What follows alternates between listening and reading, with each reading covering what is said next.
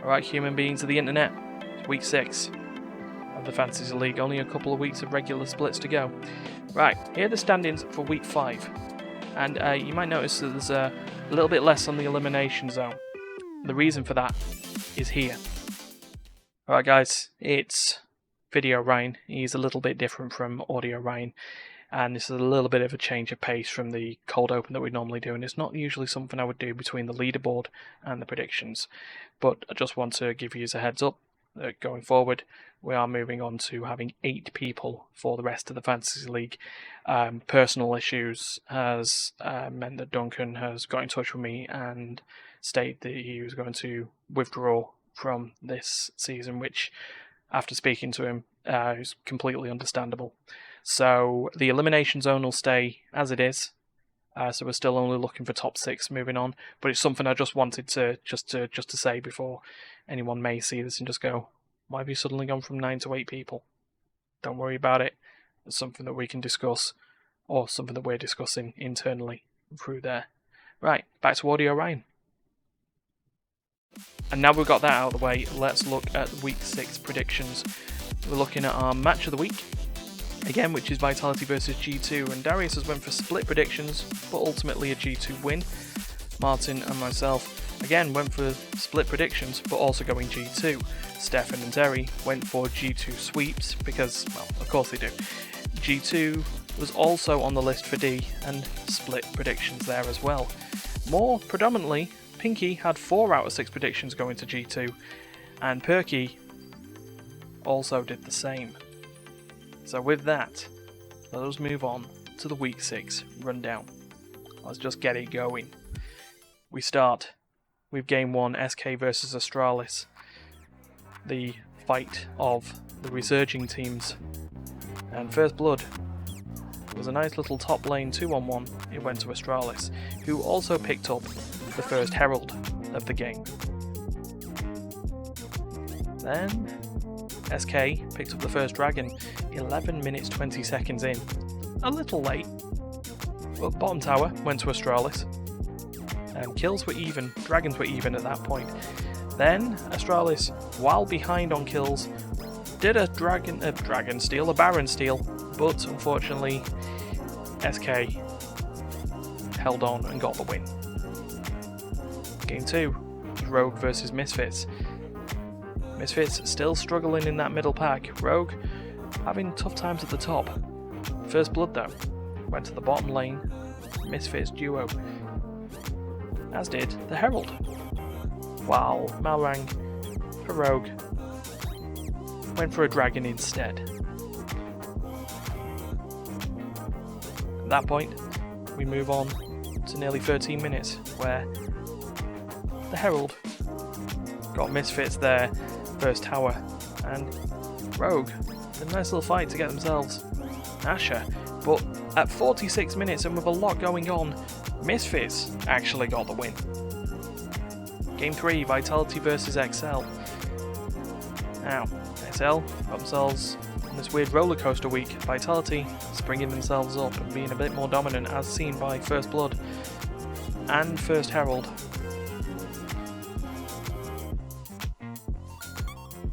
Before then using that Herald to take the tower down just after 10 minutes.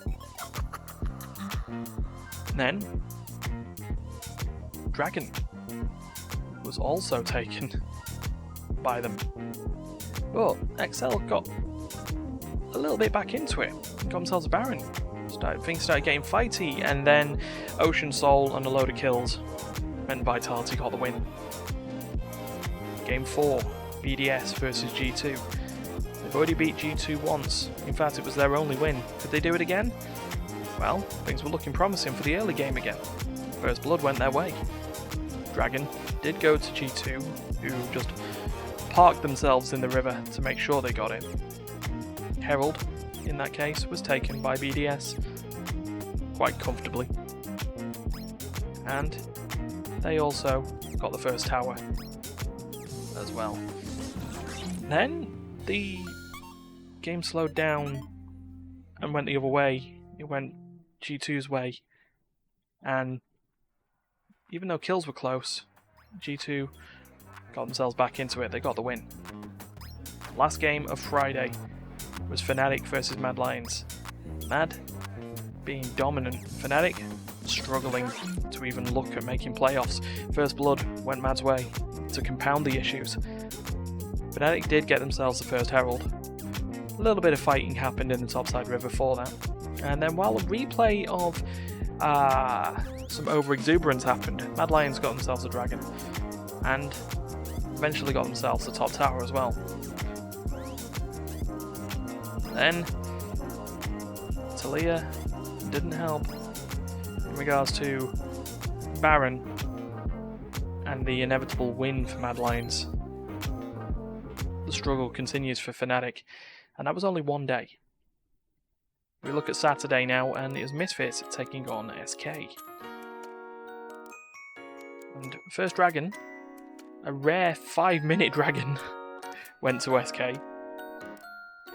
Misfits, though, did get themselves first blood. Just nice. Jumping Poppy did things. And at that point, Herald was also taken by the Rabbits, who are in their last split, by the way. As they take this tower, they're moving on to Brighter Pastures, and have sold the slot to Team Heretics. And while that happened, this was happened on the week. So Baron Misfits, and the win to Misfits. A nice 2-0 week. Get themselves back in the game. Right, Astralis versus Rogue is the second game. And First Blood went to Astralis. Just 3v1 bullied. And then Herald went their way as well, even though kills were even. First Dragon, though, did go to Rogue. Very comfortably went to Rogue at 9 minutes odd.